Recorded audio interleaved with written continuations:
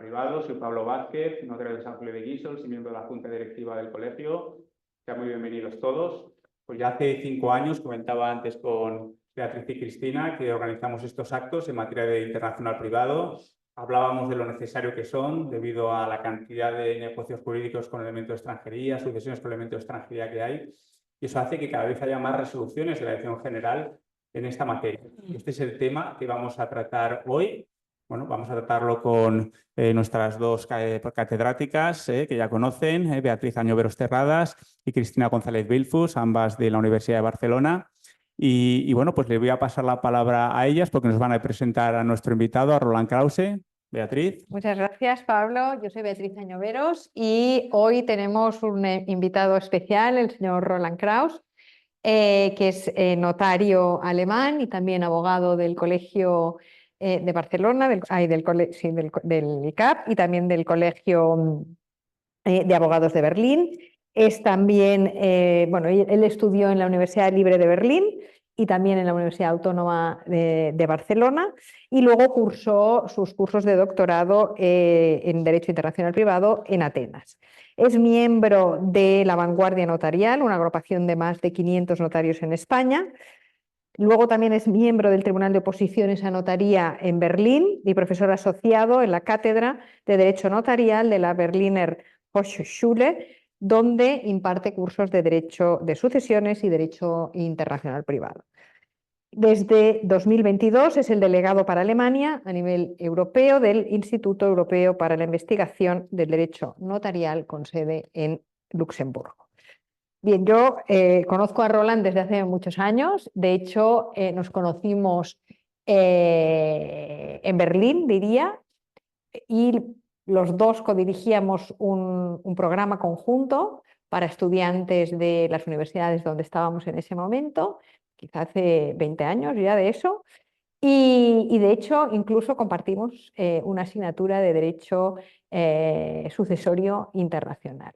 Con lo cual, para mí es un gran placer tenerte aquí hoy, Roland, para hablar de una serie de resoluciones que vamos a plantear y, bueno, todas ellas ya veréis que tienen como nexo común que se aplica el derecho alemán, con lo cual nos va a ir muy bien que estés aquí y nos expliques esas diferencias entre el derecho alemán y el derecho español, bueno, y todas las cuestiones que se plantean.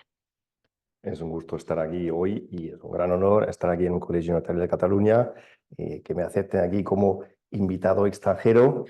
Y además es un gusto que esto se retransmite porque hay notarios en Alemania, pero también en Rumanía, que están siguiendo hoy esta sesión. Y es un orgullo y un placer estar en presencia de vosotros aquí. Bien. Pues creo que empezaremos con la primera, que además tiene la particularidad de que te citan en la sentencia, en la resolución de la Dirección General. Es un caso de sucesiones que es bastante interesante y quizás que nos cuentes un poco de qué va este caso o cuáles son las cuestiones que se plantean. Pues es un caso, como puede ser un caso muy habitual en cualquier lugar donde hay extranjeros. Pues entonces aquí hablamos de una sucesión en Palma de Mallorca.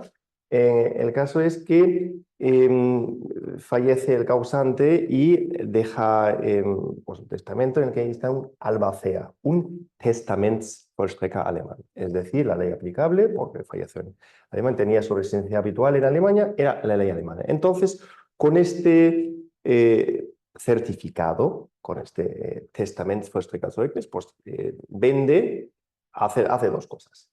En primer lugar, hace una aceptación de herencia y son 3 herederos, pues, de la aceptación de herencia, y luego en un segundo acto vende el bien inmueble. Pues ahí tenemos el problema y la negativa de la registradora, si tiene las facultades suficientes para poder vender el bien inmueble. El albacea alemán. Lo voy a llamar albacea alemán porque es sujeto al derecho alemán que él ejerce sus facultades. Pues la discusión que hay es entonces qué alcance tiene este pues, estas facultades del albacea y en un primer lugar pues dan la negativa. Pues las cuestiones que se plantean son si en un primer lugar qué facultades tiene el albacea, y tenemos que primero quizás ir al derecho internacional privado para poder entrar en el caso y ver cuál es la ley aplicable. La ley aplicable de sucesión en este caso es la ley alemana y tenemos que ver pues el alcance. Pues la ley aplicable a la sucesión pues rige muchas cosas, entre ello también pues sobre todo lo que es el derecho material y el alcance del derecho material. Luego, otra cosa es la inscripción del bien inmueble, que bien se rige por la ley aplicable al lugar. Pues bien, tenemos que ver una cosa. Ya que tenemos el derecho alemán de sucesiones, pues tenemos que ver cómo se transmite mortis causa un bien. Pues, como bien sabemos, en Alemania, no es como en España, es decir, en Alemania la herencia, los bienes, el caudal, se transmiten en el momento del fallecimiento, sin más. Y la condición de heredero, pues la tienen ipso iure desde entonces. Lo único que pueden hacer es, claro, es repudiar la herencia en un plazo de 6 semanas o, si se encuentran en el extranjero, en el plazo de 6 meses. Es decir, son herederos desde el momento del fallecimiento del causante. Y entonces la segunda diferencia, la posición del albacea, bien que hay los herederos y son ya ellos los titulares de la herencia en una comunidad de herederos. En alemán se llama Erbengemeinschaft. Pues esta comunidad de hecho civil pues no tiene personalidad jurídica, entonces es inscribible en el registro de la propiedad, pero para poder enajenar el bien o puede hacerlo toda la comunidad hereditaria o se puede adjudicar a varios herederos. Entonces, la posición del albacea alemán del Testamentsvollstrecker es diferente a la del albacea de aquí.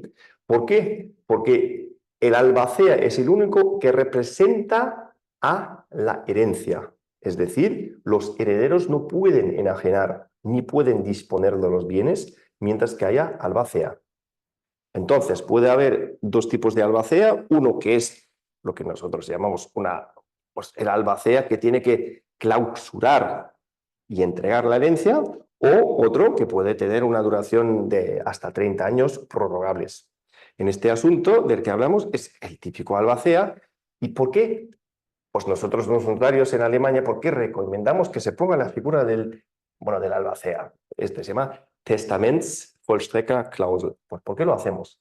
Pues muy simple, porque una herencia más con bienes en extranjero, pues entregarla, buscarla, pagar los impuestos, todo ello es difícil. Y los herederos, pues a veces, si hay varios, pues se ven confrontados que no saben cómo hacerlo, pues es más fácil que haya una albacea que se encargue de todo. Entonces, su única obligación es entregar los bienes, disolver la comunidad y entregarlo.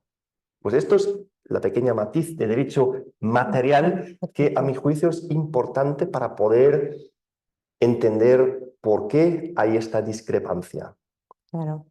Claro, porque el problema aquí, aunque la resolución, que por cierto preguntan en el chat que cuál es, la de, es de 23 de noviembre de 2023, en esta resolución, desde la perspectiva de internacional privado, quizás lo que se echa de menos es un análisis un poquito más depurado para plantear la cuestión correctamente, porque aquí, desde mi punto de vista, el tema está clara que la ley aplicable a la sucesión es el derecho alemán, pero luego estamos en una operación de venta de un inmueble situado en España y, en principio, la transmisión de la propiedad, los derechos reales sobre los bienes inmuebles se rigen por la Lex Reisite. Por tanto, absolutamente descabellado no es el planteamiento. Y el tema está en cómo calificamos la situación, si la consideramos una situación subsumible en el derecho de sucesiones o no. Y al respecto hay unos cuantos artículos dentro del reglamento de sucesiones que la Dirección General hubiera podido analizar, que no lo hace. Quizás es también un caso, claro, aquí no está planteado a nivel de Dirección General, no sube, ¿no? al tribunal, pero bueno, es un caso que quizás podría plantear un recurso prejudicial. Yo no lo veo descabellado porque no es fácil, ¿no? Saber hasta dónde llega la ley sucesoria, pero en cualquier caso es muy importante la parte esta de derecho comparado. ¿No? Y sobre todo lo que dices, en esta resolución, pues falta un enfoque estructurado, Sí. porque hay que distinguir. Es que nosotros tres que venimos del derecho internacional privado, pues siempre analizamos los casos desde arriba, pero claro, si entras en la materia, pues si fuese un alumno, lo hubiera suspendido. Sí, porque falta, exacto, el por qué la ley aplicable es la alemana, la aplicación del reglamento, toda nuestro íter argumental falta. Y esos artículos que dice Cristina, que para mí son fundamentales, ¿no? Que es el ámbito de aplicación que tú decías de la ley sucesoria, que dice claramente que las facultades de la albacea están dentro de la ley sucesoria, pero también hay un considerando, que es que lo tengo aquí, el considerando 42, que dice que la ley rige desde la apertura hasta la transmisión a los beneficiarios de la propiedad de los bienes. Una vez esos bienes se han transmitido, este considerando dice que ya la ley sucesoria no tiene un papel, con lo cual iríamos a la lex noisite. Por eso este elemento de ámbito de aplicación para mí es la clave debería ser la clave del caso. Y ahí no entra nada. Y ahí no. Yo creo que la Dirección General parte en principio de que aplica la ley española al final. Lo que hace es aplicar la ley española. Sí, porque allí es el problema subyacente. ¿Dónde terminan las facultades? No puedes, a mi juicio, aplicar conceptos del derecho nacional a una figura extranjera cuyas facultades pueden ir mucho más allá de lo que conocemos. Es decir, si podemos compararlo, por ejemplo, si hay una figura que encontramos en la ley 821, por ejemplo, un tutor, una curatela, o en derecho catalán, pues una figura que, bueno, por la traducción quizás entendemos que es la misma figura, pero no lo es, porque No tiene es, otras no. facultades. Pues entonces, si bien decimos que la ley aplicable rige, pues también, digamos, el ámbito y el alcance de las facultades, pues tiene que hacerlo hasta el final. Y no podemos cortar y decir, no, aquí entramos en una transmisión de un bien inmueble. Porque bien, si tenemos, por ejemplo, recuerdo que mi padre fue ejecutor testamentario, testamentsvollstrekker, en un asunto que duró más de 60 años. Había un causante que había dejado un barco y algunos bienes a una sociedad de rescate marítimo. Y en el caudal había una casa en Berlín con 42 pisos que había que administrar. Y el testador dijo en los años 50, pues la duración del albacea sea hasta que termine su ejercicio de notario y luego que pueda nombrar otro. Pues entonces, pues esto duraba y se administraba la finca con el claro fin de poder distribuirlo a los herederos. Entonces, era casi, bueno, no era vitalicio porque tiene una duración máxima de 30 años renovables. Entonces, en alemán esto se llama Dauertestamentsvollstreckung. Pues entonces también esta figura se aplica, por ejemplo, a los herederos de la cadena Aldi y Lidl, bueno, que son fundaciones, pero hay menores de edad. Entonces, tú dices que hay una albacea que durante 30 años se encargue de eso. Entonces, si tú le limitas, si por ejemplo estamos hablando de Lidl o Aldi u otros que hacen compraventas en España también, pues si tú le dices que no, sus facultades terminan aquí, pues una vez comprado el bien inmueble termina, pues es un ejemplo, creo que es un poco chocante, que emane del enfoque hasta qué punto llegamos. Ya.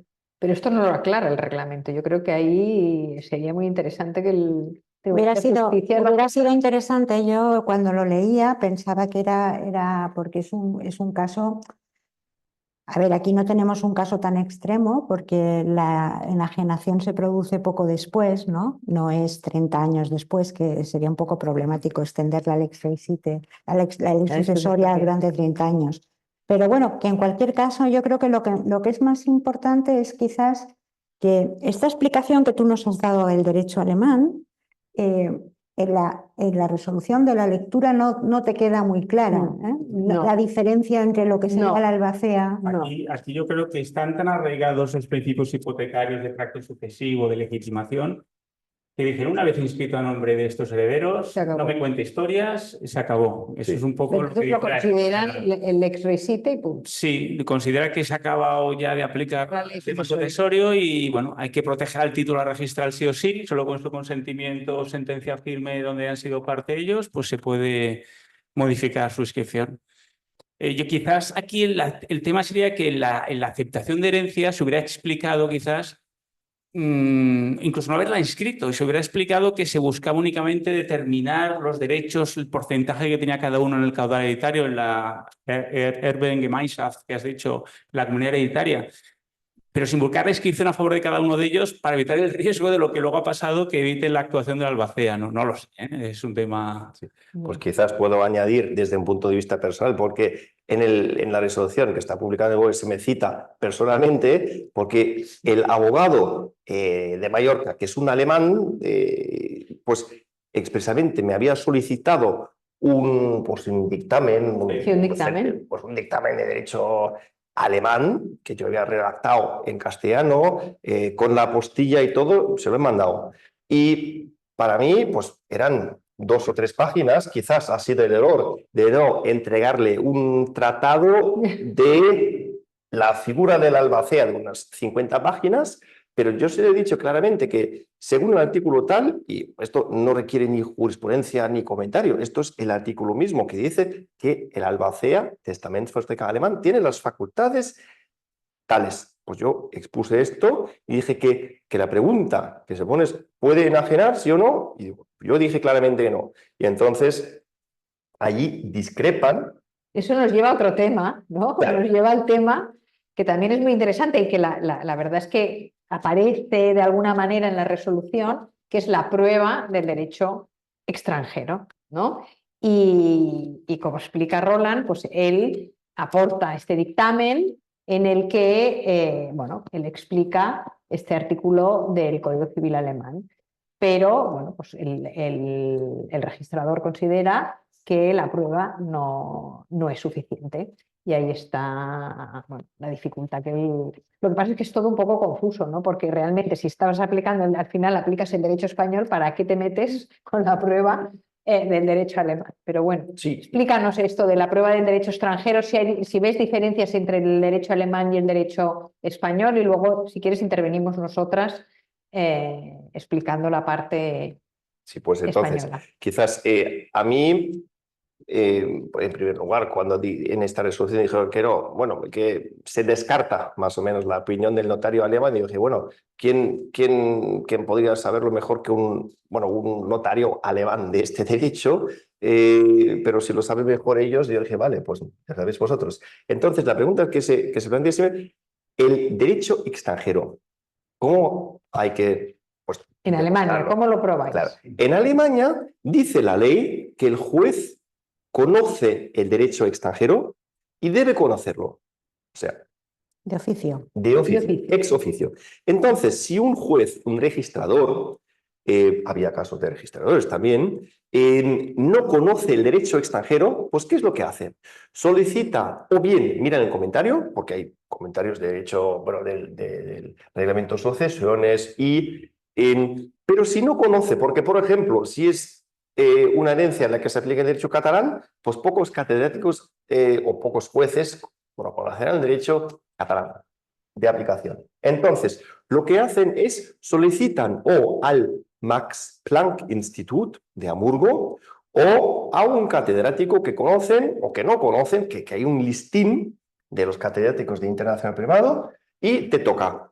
Pues cuando yo trabajaba en la cátedra de Derecho Internacional Privado, pues mi jefe recibía de vez en cuando Ya te cuento yo. Sí, sí. ¿no? asuntos bueno, os conocéis y recibías y me decía, oye, tenemos que hacer esto, que el juez asigna un experto y te formula una serie de preguntas y le tienes que responder. Entonces, nos llegaban casos de herencias, recuerdo pues, que eran herencias en España, eran también cuestiones de derecho fiscal, Sí. pero sobre todo recuerdo que yo preguntaba en aquellos años, pues hace 15 años a Beatriz, oye, necesito un comentario del 9.8 que es tal. Y entonces, pues los catedráticos emiten el dictamen, lo devuelven al juez o el registrador, que ex oficio conoce el derecho. Las partes no aportan el derecho y no tienen que probarlo. Dicen en sus escritos que según el artículo tal que se aplica, pues tal. Pero la prueba del derecho extranjero la hace el juez ex oficio. Pues bien, los notarios también tenemos otra oportunidad. Si nosotros no sabemos qué hacer, nos dirigimos al Instituto Notarial Alemán. ¿Qué es el Instituto Notarial Alemán? Se llama DNOTI. Se encuentra en la ciudad de Würzburg. Würzburg, sí. Bueno, tú lo sabes. Sí, sí. En Würzburg. Es que Y estuve allí. quizás los compañeros que conocen el Cridon español o los Cridon, que hay varios. En Francia. En Francia. Ujú. España no. No, España no, perdón, España no hay. en Francia, pues conocerán. ¿Qué es el Instituto Notarial? Pues quizás es un poco la caja de sabiduría. Es decir, es un servicio de consulta sostenido por los notarios y por el Consejo General, y nosotros pagamos una pequeña cuota cada año, que son 4 o 5 euros que se destina, pero ya la cantidad de notarios que hay, pues resulta que ahí hay. Pues yo sé que en Francia, en un Cridon, hay como 80 empleados que se dedican. Y hay una sección de 6 de internacional. Pues en Würzburg, pues hay un puño de expertos que durante toda su vida se dedican a derecho internacional. Entonces, tú formulas una pregunta o varias, les mandas un escrito, se puede hacer por formulario, se puede hacer por fax, y entonces formulas tu pregunta. Sí, y te responden en un plazo breve, puede ser 3 días, pueden ser 7 días, y cada 2 semanas las resoluciones o los dictámenes más interesantes se publican. Hay una base de datos grandes que desde 1980 engloba todas las resoluciones. Si yo, por ejemplo, meto España divorcio, pues lo he hecho ayer para comprobar que me salían, para nada más estas 2 palabras claves, me salían 98 dictámenes. Informe. Los informes, bueno, son informes. Pueden tener unas 5 o 10 páginas y esto te da, como notario, te da la información de la que careces y luego incluso lo citan los registradores y los jueces. Es decir, yo tenía el otro día una inscripción de una finca adquirida por un italiano, pues me decía el registrador, falta la apostilla. Le respondí humildemente, no, es que Italia tiene un convenio que no hace falta apostilla y además, y luego me responde, sí, lo he mirado en la base de datos del DNOTI. Es decir, los informes te resuelven la vida porque nosotros los notarios no podemos saber todo derecho internacional, pero es más, no es sobre todo derecho internacional, pero también Es el derecho extranjero. es derecho extranjero. Es derecho comparado. Exactamente. Claro. Y el problema de esto es que esto aquí no lo tiene el juez ni lo tiene el notario. Los registradores tienen alguna cosilla que han montado, pero en general y evidentemente lo más importante del DNOTI del Cridon es que tienen una magnífica biblioteca con todos los materiales que uno necesita. Esto pues tienes que tener un pool de especialistas que hacen los dictámenes, pero también la infraestructura. Lo digo porque, claro, el derecho extranjero, si tú tienes conocimientos de derecho internacional privado y de derecho comparado, tú puedes llegar a saber lo que dice el derecho, yo qué sé, belga, pero tienes que tener el material actualizado y las suscripciones a las bases de datos para tener la jurisprudencia, etc.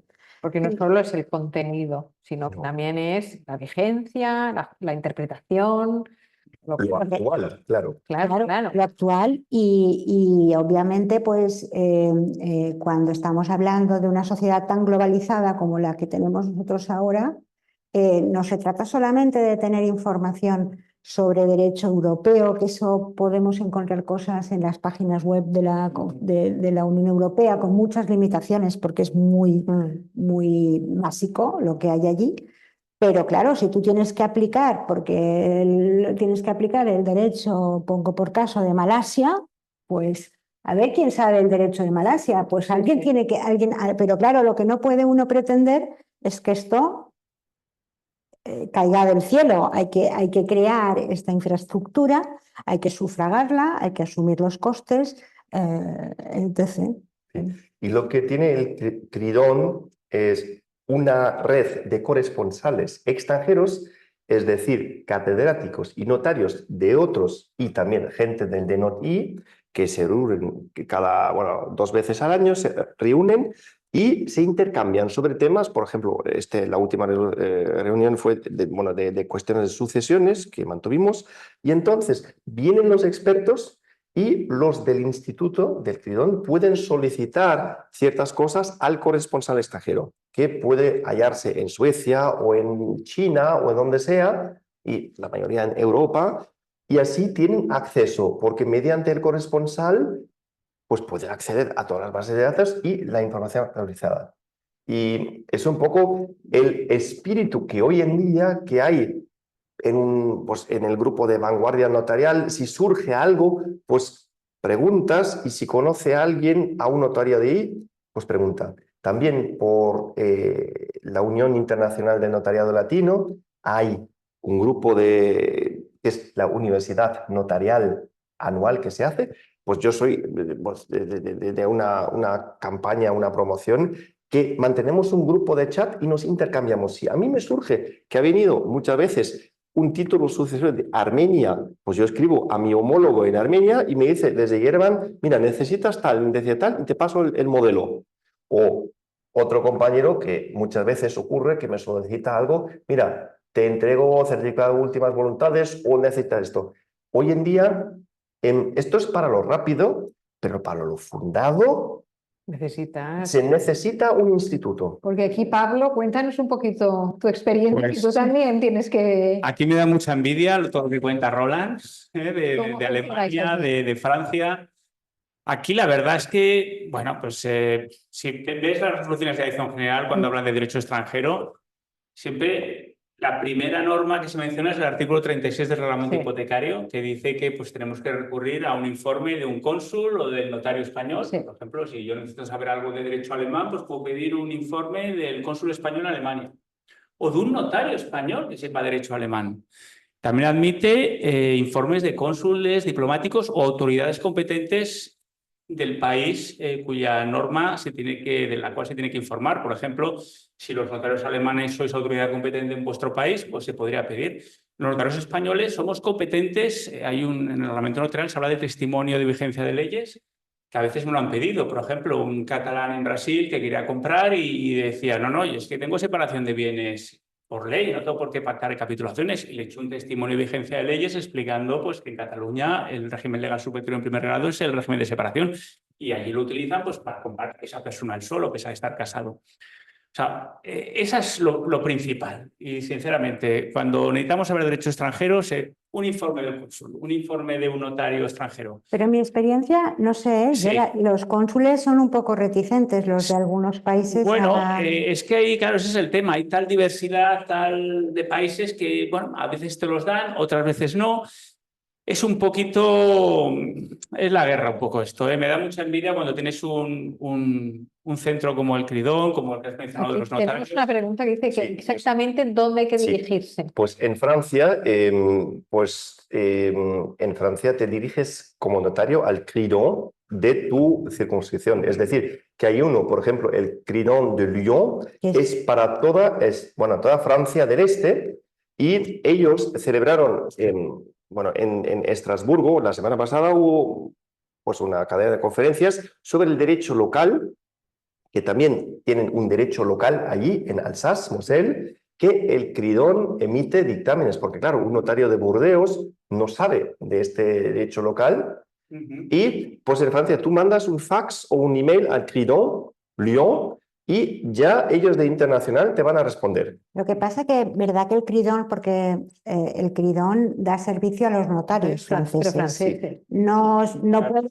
decir, porque esto al final lo sufraga El el colegio colegio notarial para sus notarios. Claro. No sufraga Aquí- para regalarlo al notarial. Y la norma fundamental es esta, como norma especial. La Dirección General también menciona ya como norma ya no especial, pero aplicable subrepticiamente. Bueno, menciona la Ley de Cooperación Jurídica Internacional en materia civil, el artículo 34, 35, que habla de una autoridad central a la que tú No remites. existe. Pero eso es No. lo que digo. Me gustaría que algún compañero que sepa la existencia, que lo haya visto, que lo haya No, utilizado, yo me explicara. te lo cuento esto, te lo cuento, lo voy a Suena contar. muy bien todo lo que Sí, dice la ley, pero...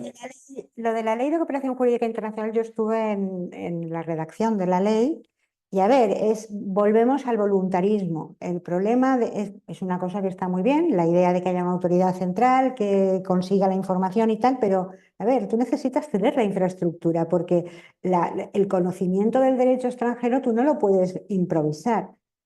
Y menos para una cosa que puede ser delicada, porque estamos hablando de un tema de sucesiones, de un tema de sociedades, de un tema de contratos, que puede tener mucha importancia que esa información esté bien. Entonces, para eso no te vale un funcionario con buena voluntad y acceso a Internet para hacer ese tipo de trabajos. Hay que crear la infraestructura y la infraestructura pasa por los institutos como Max Planck. En Suiza hay un instituto de derecho comparado de Lausanne. Los holandeses también tienen un instituto de este tipo. Y luego ya especializados para los notarios, el CRIDON y el Deutsches Pues hay que crearlo aquí, claramente. Es que yo creo, Pablo, que si uno o dos notarios de España se dirigen al CRIDON de Lyon, gustosamente responden, porque yo conozco al equipo y es gente magnífica que gustosamente, y además hay algunos que hablan castellano, que gustosamente responden. Hombre, si ahora, desde entonces, los 3.000 notarios españoles, todos mandan sus preguntas allí cada vez que entra un extranjero, pues entonces será difícil que ellos sufragan este trabajo. Pero Tenemos que crear algo aquí, claramente. Y luego, finalmente, la Dirección General habla de esto que no existe, el artículo 34-35, y luego habla de que el notario, el registrador, pues es conveniente que conozca el derecho extranjero, sobre todo los países con los que tenemos las relaciones. Pero sí, claro, eso es Pablo, Es justicia. ahora te voy a llorar desde el punto de vista de la universidad, porque en la universidad hacemos cosas de derecho comparado y nuestra lucha es que no nos corten las bases de datos. Yo estoy enfadadísima con mi universidad, que me ha cortado las bases de datos francesas. Ha decidido que teníamos que ahorrar y como estas son las decisiones, entonces dices, ¿cómo puede ser? Pues si esto, claro, si yo necesito saber algo sobre derecho francés con cierto grado de profundidad, con cierto grado de solvencia, vosotros tenéis una responsabilidad profesional, tampoco podemos empezar a hacer tonterías, ¿no? Pues hay que tener todo. Y es que la Dirección General dice que no basta con mencionar textos aislados, sino que tiene el alcance, el sentido de la jurisprudencia, que hacer, o sea, la exigencia es brutal. Pero luego los medios son inanes, esa es la realidad, sinceramente. Y hoy en día que vemos más y más sucesiones internacionales, mis compatriotas, pues todos los de Mallorca viven en la costa, está, como dicen, tot lagat de alemanes, y pues en Mallorca pues creo que hay más alemanes que mallorquines, salvo en Magaluf, pero hombre, los notarios de Mallorca sí que saben, tienen nociones del derecho alemán y lo típico, pues una compraventa, pero hoy en día que hace como 30, 40 años que todos ellos compraron las casas, pues hoy fallecen y entonces te encuentras ya con cuestiones un poco más delicadas, donde hay menores o gente bajo tutela. Esto también surge mucho, que pues ahí pues no basta aplicar. Bueno, venga, que decimos que aunque sean alemanes o catalanes viviendo en alemanes, pues venga, aplicamos, yo qué sé, la separación de bienes. Y claro que no, o sea que hay que ver bien cuál es su régimen económico. Pues por ejemplo, si hay digamos, una persona catalana viviendo en Hamburgo muchos años, pues se le aplica la ley aplicable a la sucesión, sería derecho alemán. Salvo que haga una profesión juris, pues no puedes decir, pues es una chica catalana que falleció en Alemania. No, venga, aplicamos derecho catalán. No, es que hay que tener en cuenta el derecho internacional y más con la movilidad de la gente que hoy en día nos obliga. Y más, si son países terceros, pues hoy en día hay gente de Uzbekistán, de Afganistán o también, yo qué sé, pues de Singapur con sus sociedades comprando bienes inmuebles, pues ciertos conocimientos tienes que tener. Sí. Desde luego. Bueno, yo Muy creo que bien. esto ha sido muy interesante. Muchas Pasamos- gracias, Roland. Y yo creo que ahora podríamos pasar a la siguiente, Sí. que es una resolución.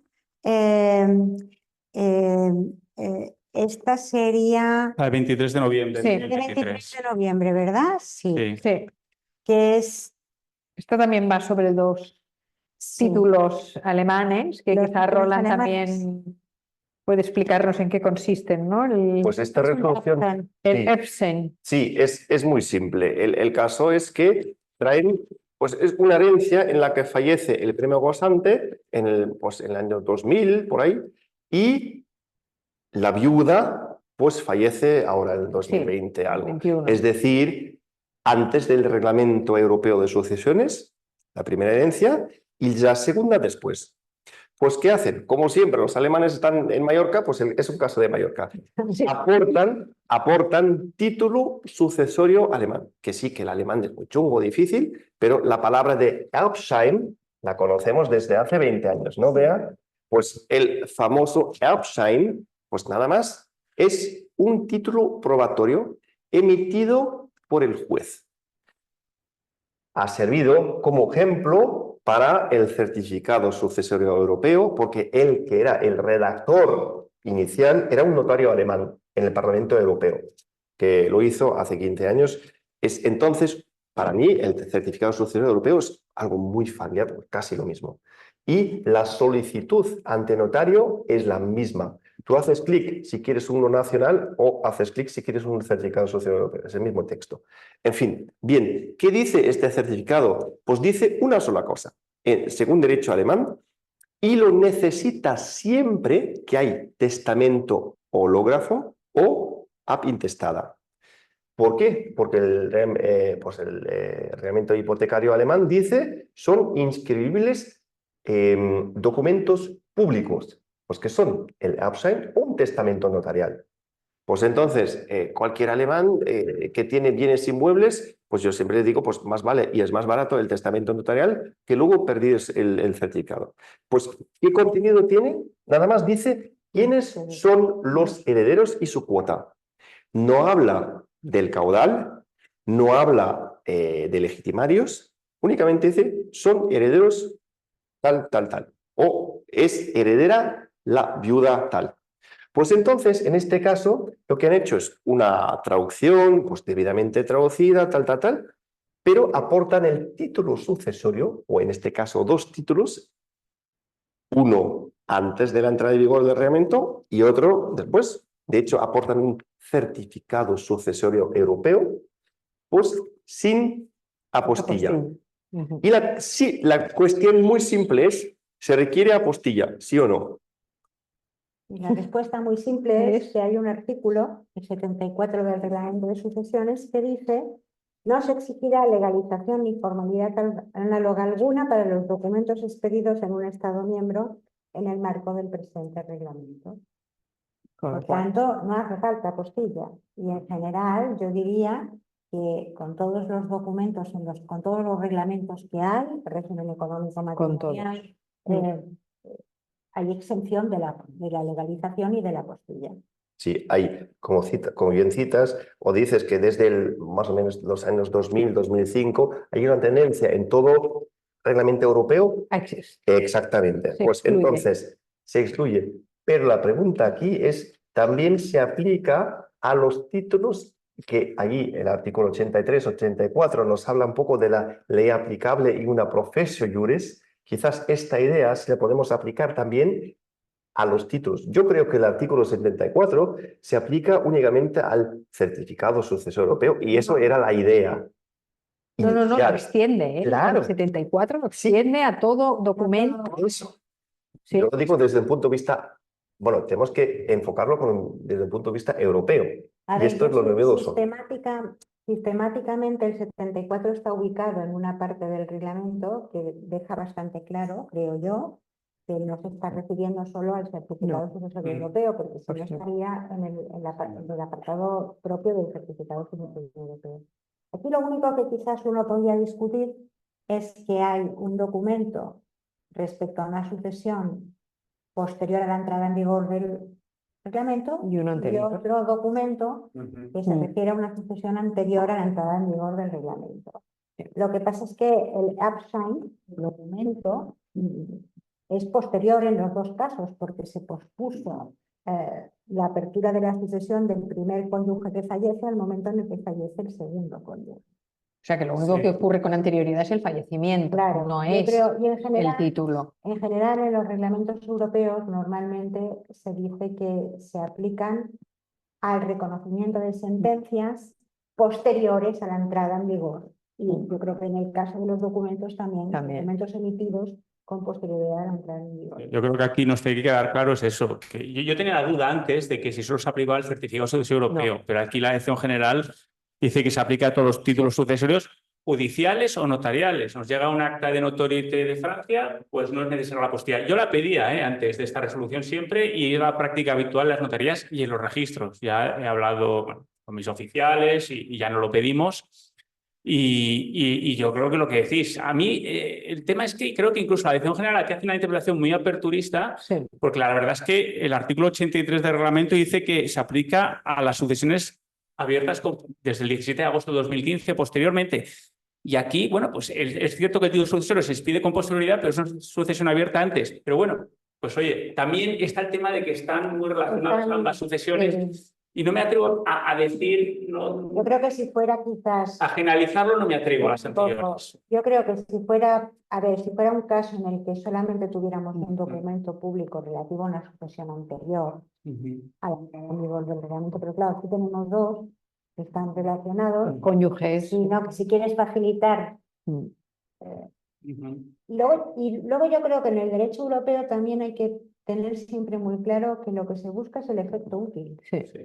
Eso es capital. Sí, facilitar la vida a la gente. Facilitarle la vida a la gente, de no exigir cosas que no sea estrictamente necesario. Y capitulaciones, por ejemplo, que lo mencionabas, es muy habitual que se pida la apostilla y yo entiendo básicamente que está clarísimo que no es necesaria, en mi opinión, para las que sean posteriores al 29 de enero del 2019, que es desde que se aplica el Reglamento de Regímenes Económicos.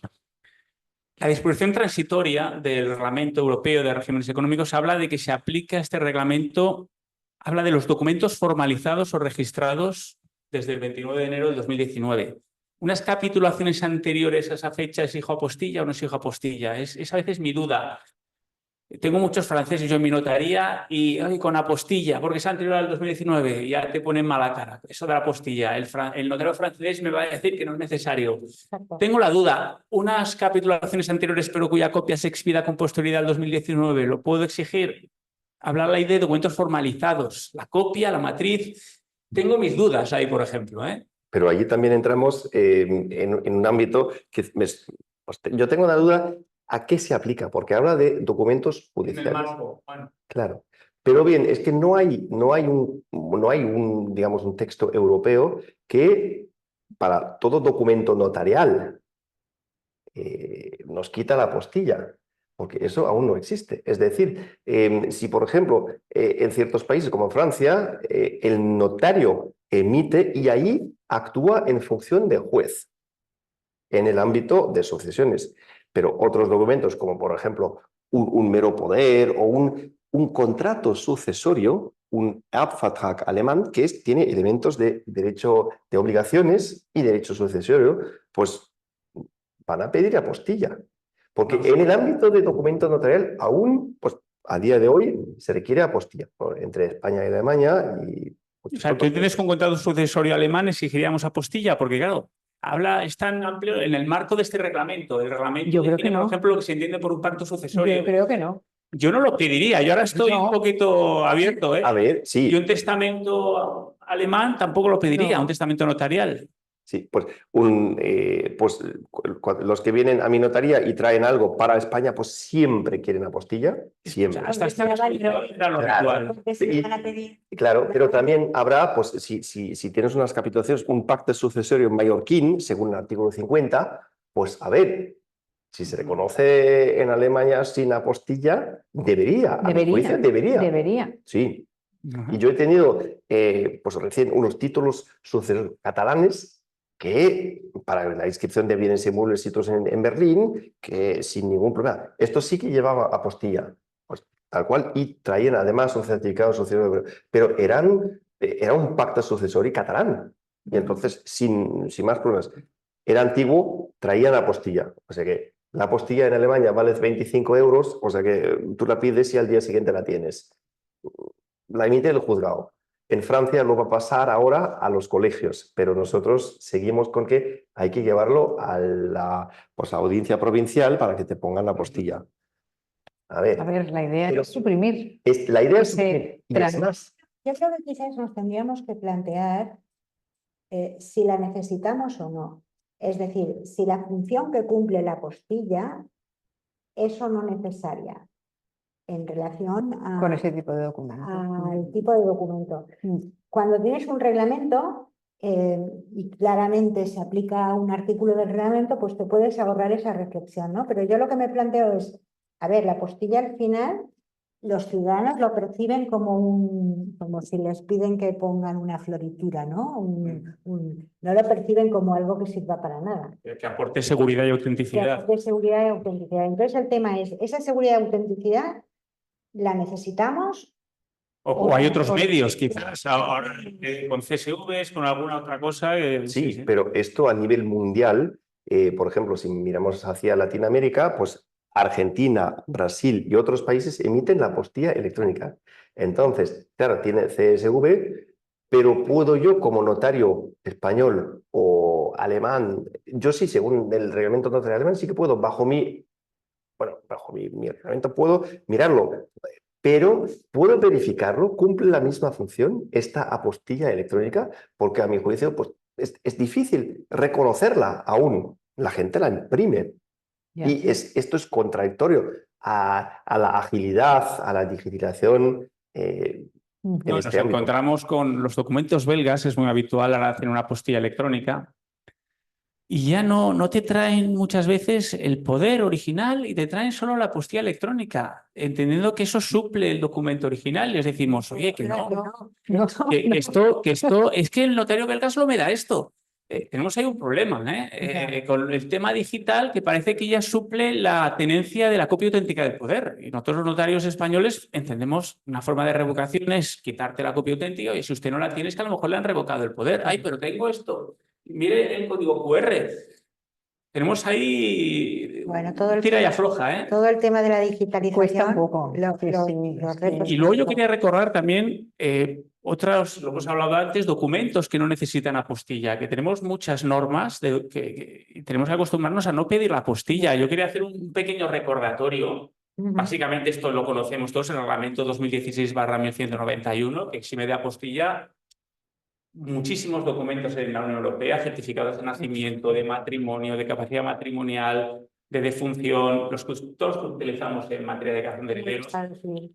Esto se une también, ya si nos remite otros actos de la Unión Europea, otros países, pues tenemos el Convenio de Viena, número 16 de la Comisión Internacional de Estado Civil, que, por ejemplo, certificados de nacimiento, matrimonio y defunción de países como Turquía, Suiza, Bosnia, Serbia, Montenegro no necesitan.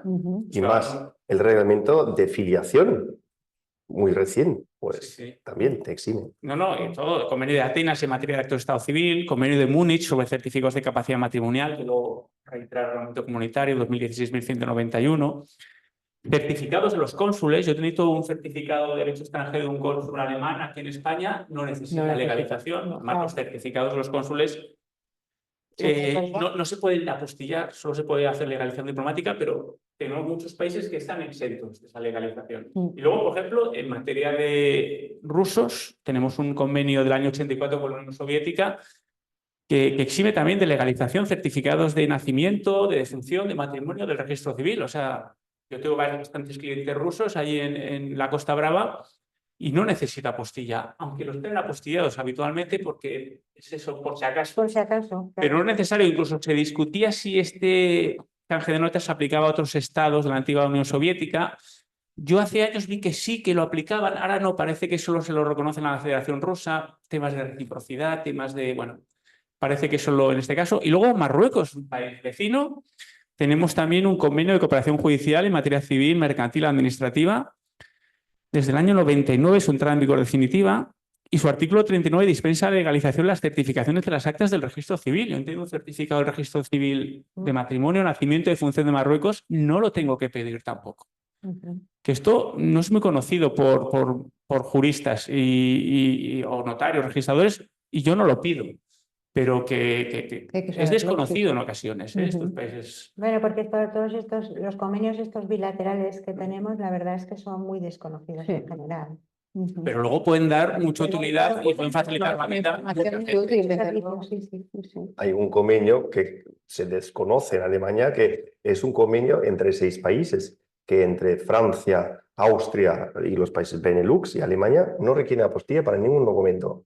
Entonces, un contrato francés, un acte de notoriété, pues nada. Un poder que para España requiere apostilla, pues no. Entonces, a Austria. Y los austríacos son tan modernos que tienen un notariado completamente digital, salvo los testamentos, que ellos emiten apostilla electrónica y lo reenvían. Y pues hay unos proyectos ahí donde tú te diriges al notario, bueno, al notario austríaco, y como en Alemania aún no lo tenemos, salvo para sociedades, yo le digo a mucha gente, vaya usted al notario austríaco, hágalo online con él, yo le doy el formulario, yo le doy el modelo y hágalo allí. Y lo reciben con la apostilla. Porque nosotros, es que hoy en día mucha gente solicita hacerlo online, que en Alemania estamos años atrás con esto. Sí, lo del online. Lo del online está mal. Oye, no sé si tenemos preguntas. De momento veo que hay, porque no sé si ¿Hay alguien del público tiene alguna pregunta? ¿Al público presencial? Lo digo porque... Mira, aquí tenemos alguna. ¿Qué opinión os merece la posición de la Dirección General de Seguridad Jurídica y Fe Pública respecto de los testamentos solo para un país? ¿No confunde ley sucesoria en principio única con ámbito limitado de aplicación del testamento? Es los llamados testamentos impliciter. Esto, bueno, era una práctica habitual de un extranjero que viene a la Costa Brava, por ejemplo, en mi caso, un francés, y me compro el apartamento y luego hago un testamento en relación únicamente a este apartamento. ¿Qué os parece? ¿Qué entendéis? La Dirección General es muy contraria. Desde hace 2 o 3 años en resoluciones siempre ahí dice que esto desde el Reglamento Europeo que no vale la pena. ¿Qué opináis? No debería ser necesario hacer un testamento, hacer más de un testamento. Es más. Porque, Vea, si permites, es más, esto se hacía pues con los alemanes que en los años 80 compraban casa, que no, pues siempre hacían un testamento in situ. Es decir, tú tienes hoy en día un sinfín de testamentos hechos por alemanes en los años 80, 90, cuando eso era práctica habitual, que ni siquiera hacía una profesio iuris, ni decía algo del ámbito aplicable, porque decían, bueno, no se lo vamos a decir, hacemos un testamento y a ver si cuela. Y si por lo menos el notario ha metido, bueno, es de aplicación únicamente para los bienes ubicados en España, pues sí, tienes esta aplicación. Pero hoy en día, a mi juicio, es completamente contradictorio al espíritu europeo y sobre todo a la norma pues, que dice que el testamento posterior revoca el anterior. Si tú tienes unas instituciones, sobre todo quizá con la legítima, que contradicen lo que dices en un testamento anterior, por tener distintas leyes aplicables, pues tienes un caos y al final no te ayuda. A mi juicio, esto debería... Yo no soy muy amigo, sinceramente, hace años se hacían. Ahora yo, por ejemplo, con clientes míos franceses, alemanes, belgas, se lo desaconsejo. Normalmente les hago testamento cuando residen aquí y normalmente a lo mejor hacen ya toda su vida aquí, tienen su patrimonio aquí, les hacemos un testamento conforme al derecho catalán. Si solo tienen aquí un apartamento y siguen haciendo vida allí, vienen a veranear, no se lo hago. Les digo varias razones. La primera es que para evitar incoherencias entre ambos testamentos, mejor uno solo en que planifiquen toda la sucesión. La segunda, y se lo digo así claramente, se lo voy a hacer mal, porque yo no conozco el derecho belga holandés con la profundidad que lo conoce la autoridad extranjera que hace testamentos, normalmente un notario. Y con eso ya les convenzo. A mí el notario me dice que no, seguramente no me lo hace bien. Es que es verdad. Yo, para hacer un testamento de derecho catalán, he estudiado un año entero sucesiones. Claro. Bueno, sí, he vivido en Cataluña, he estudiado la oposición y tengo experiencia, y aún así me encuentro con dudas a veces. Bueno, esas son las razones básicas. Hay un caso en que sí que me animo a hacerlo, que son con los anglosajones. Los ingleses. Claro. Iba a decir, Por dar más seguridad, al final es dar seguridad jurídica. Porque ellos Porque- tienen un sistema Sí. en el que, como su derecho de sucesiones se rige por el principio del sí, fraccionamiento, es distinto a es decir, que nuestro. ellos tienen una ley Sí. aplicable para los bienes inmuebles, que es la ley del lugar de situación, y otra ley para los bienes muebles, pues tiene sentido fraccionar también el testamento, Ujú. si tú quieres, porque lo vas a tener No, aunque lo y hagas. sobre todo para evitar el documento privado solo ante testigos como testamento. Que es al final, a ver, yo sinceramente creo en mi profesión, creo que el documento público notarial tiene un valor, lo haces con un profesional, funcionario, que te asesora, que tiene conocimientos, tiene una autenticidad y eso es siempre mejor que el documento privado ante testigos, sobre todo hablando de un testamento, y que el día que se aplique esa persona no estará. Yo lo prefiero. En este caso sí que me animo a hacer el testamento simpliciter. Tengo compañeros que apoyan lo del testamento simpliciter y te dan razones y, oye, para evitar este impuesto en Francia, este no sé qué, bueno, una serie de cosas y son razonables, ¿eh? Yo obviamente no soy muy amigo, pero por supuesto le digo, oye, haga un testamento en Francia y luego meta el acta de notoriete de sus herederos y ya hacemos una partición, entre Claro. comillas, simpliciter solo para los bienes de aquí. No tiene por qué usted partir los bienes de España en Francia. Haga la partición de los bienes de Francia en Francia y aquí hacemos la de España, que es lo habitual. Haces una escritura de herencia de un señor francés con el acta de notoriete francesa, traducida, ya sin apostillar, desde esta resolución. Pedimos siempre últimas voluntades, en estos casos española, para comprobar que no había testamento en España. Y bueno, yo creo que así se soluciona la mayor parte de las sucesiones, la verdad, de extranjeros. Ujú. Nos preguntan allí Ah, si sí. es ya pacífico que un extranjero puede otorgar un pacto sucesorio en virtud de cualquiera de las normativas forales que lo prevén. Bueno, si la ley rectora de la sucesión es un derecho foral, sí. Sí, yo A entiendo que pesar sí. de- Hubo otras resoluciones de elección general, una de derecho mallorquín, otra de Vicenco y otra gallego, contrarias. La del derecho mallorquín se recurrió judicialmente, luego Comentamos aquí también. la audiencia de la razón se confirmó luego de vino firme y eso está claro. La de derecho gallego y derecho vicenco no se recurrieron. Yo me acuerdo que llamé a los notarios autorizantes de estos documentos y me dijeron que al final lo cambiaron, no se Bueno. autorizó y no se recurrió judicialmente, que se podría haber recurrido, yo creo que se habría reconocido. Y en mi opinión está claro, el extranjero que reside en Mallorca, en Galicia, su sucesión se va a regir por ese derecho y tiene derecho a utilizar todas las herramientas de ese derecho como una persona vecina civil gallega, pues para planificar su sucesión. Yo en mi caso está muy claro, hay gente que todavía reticente, la elección general supongo, pero bueno. Yo creo que no tendría, personalmente me parece que si esto se planteara, por ejemplo, frente al Tribunal de Justicia de la Unión Europea, no tendría Estaría recorrido claro. alguno. Pero también hay que tener en cuenta que la gente tiene tendencia de, bueno, amar su propio derecho y tiene cierta desconfianza del derecho extranjero. Yo a veces les explico a los clientes que el derecho mallorquín tiene ciertas ventajas, o en Francia también hay ciertas ventajas, las que pueden aprovecharse, pero casi siempre dicen, no, elección de ley, derecho alemán, es lo que conocemos. Y allí hay unas... Pero la gente lo conoce, yo creo que es prejuicio, porque a mí me da la sensación de que la gente cree que lo conoce, pero tampoco no conocerán su propio derecho con profundidad. No lo conocen. No lo conocen, pero creen que lo Pero conocen. confía. Pero claro, en alemán se dice, cuando no conoces una cosa, dices, das kommt mir Spanisch vor. Eso me suena a español. Es decir, que la gente más allá Del Pirineo. la gente completamente desconfía. O sea que es una mentalidad. Claro, y También tienen un dicho en alemán que dicen que was der Bauer nicht kennt. lo iba a decir, Lo que el payés no conoce, Sí, Es decir, que esto es una visión muy...